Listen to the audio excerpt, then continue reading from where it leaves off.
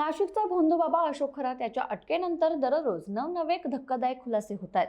पोलिसांच्या तावडीत सापडल्यानंतर चवताळलेल्या खरातने चक्क पोलिसांना चाप देण्यापर्यंत मजल मारली होती।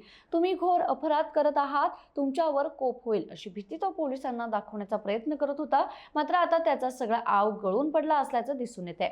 सुरुवातीच्या काळात राजकीय शक्ती आपल्या पाठीमागे आहे या जोरावर एसआयटी अधिकाऱ्यांशी आत्मविश्वासाने हुज्जत घालणारा खरात आता मात्र नरम झालाय।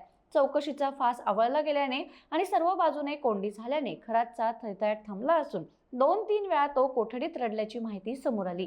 अशोक खरातला अटक केल्यानंतर पहिल्या आठवड्यात तो प्रचंड आत्मविश्वासाने पोलिसांशी आणि एसआयटीच्या अधिकाऱ्यांशी बोलत होता।